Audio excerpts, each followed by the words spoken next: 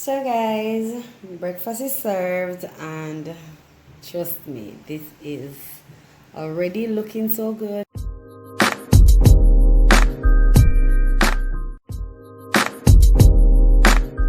Hey guys, welcome back to my channel, and if you're new, please go ahead and subscribe to my channel. And if you're a long time viewer of mine and you haven't subscribed, where are we upon? Please go ahead and subscribe to my channel. So today I'll be making fried dumpling for you guys. So right here I have 3 cups of flour in my bowl, and I'm going to go ahead and add my salt to this, and I'll be using 1.5 teaspoons of salt.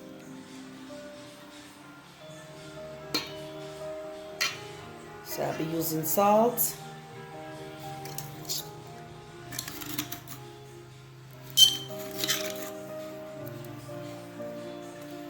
And as I said, that is 1.5 teaspoons of salt, and this is just regular plain flour.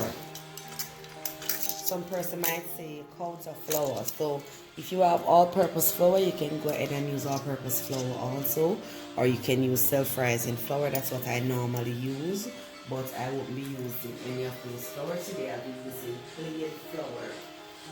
And I'm going to go ahead right now and I'm going to add 1.5 tablespoons of baking powder.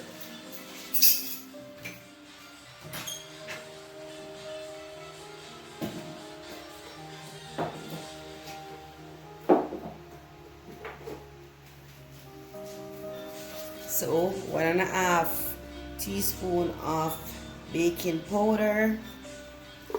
Tablespoon. I don't know where my mind is this morning, guys. So that's 1 and a half.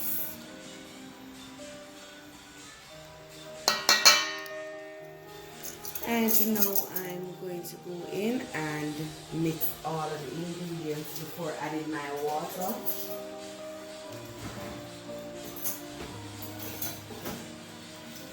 Just get a whisk, mix all of my dry ingredients before I add my water to this.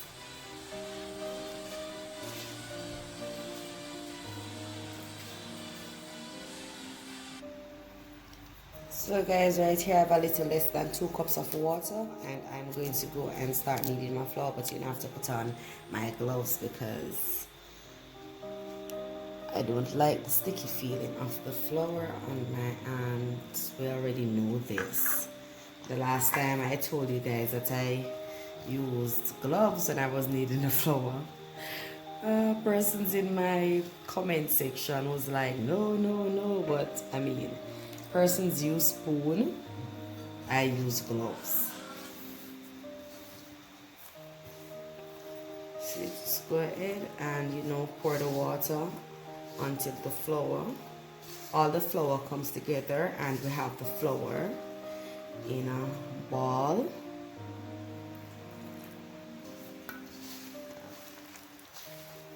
Normally when I'm making dumpling dough, I always use self-rising flour, but today I just feel the need to use the plain flour. Many persons when making dumpling, they use milk instead of water to knead the flour. I've also tried it that way and it works also, but today I'm just doing it the old-fashioned way. Always say our grandparents do it. Just water, plain flour, salt, and some baking powder, and the dumpling where they make always nice. So I'm doing things the old-fashioned way this morning. If you, however, can knead your flour from overnight and leave it overnight to just rest so it can get enough time to soak, it will be perfect. You will have the perfect fried dumpling. And I've also done it that way, but as I said, old-fashioned way. Me never see my grandmother put no dumpling overnight, so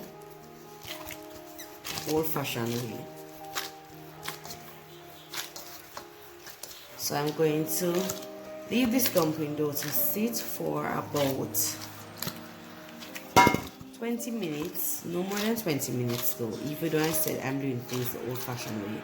20 minutes, and then I'll come back and I'll make my dumplings, and I'm just going to go ahead in the meantime and put my saltfish to boil to go in my callaloo. So guys, this is my dough, so stay tuned. Hey guys, so my oil is on the fire and it's almost ready for my dumplings. So I'm now making my dumplings from my dough. So I'm not making any round dumpling. I'll be making some, what do you call this dumpling? Some of them like a Pillsbury fancy looking dumpling. So you just knead the dumpling long, roll it long, and then just wrap it around your finger and put it through the hoop. They don't all have to be perfect, because trust me, mine are never perfect. And it took me a long time to get to know to do this. Usually I would have to call Omar to make the dumplings for me. But hey, I practice, and when them say practice becomes perfect, so yeah. So as I said, just roll the dumpling long,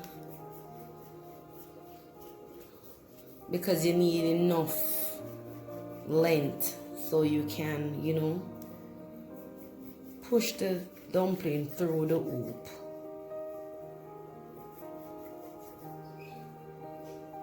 So long, like this, and then around your finger like this, and through the middle, and that's it. So you have an idea of how I make my dumplings. I'm just going to go off camera and make the rest, because I don't want my dumpling to burn. So stay tuned. So I've put a little piece of flour in the oil to test the hotness of the oil, and it's ready for my flour. So I'm just going to go ahead now and drop my dumplings in my oil.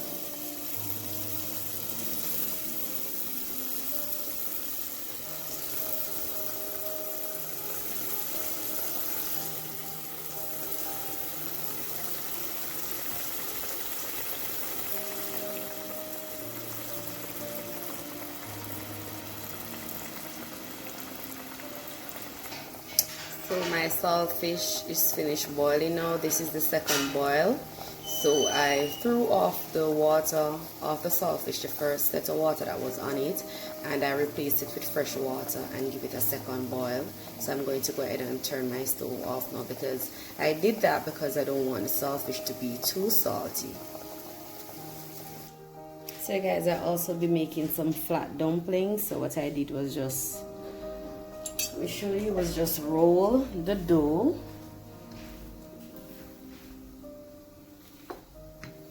flat as possible, and then I will use a cookie cutter and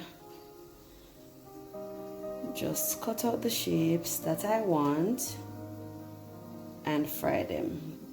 I like these dumplings because they don't have the belly, they don't have the middle. So I really like those dumplings.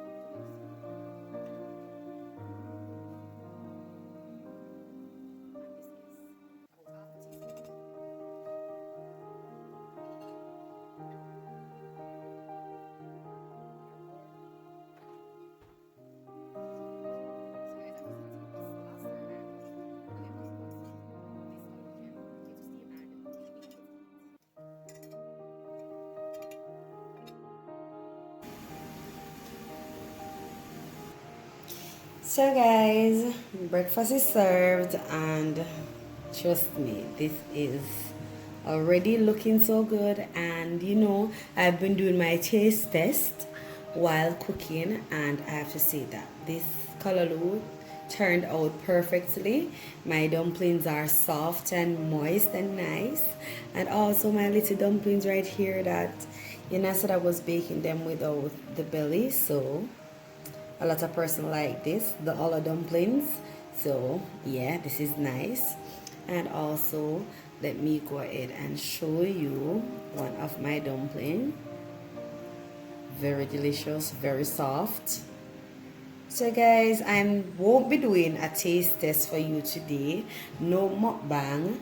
I've been going through a process with my hair that it is not camera ready.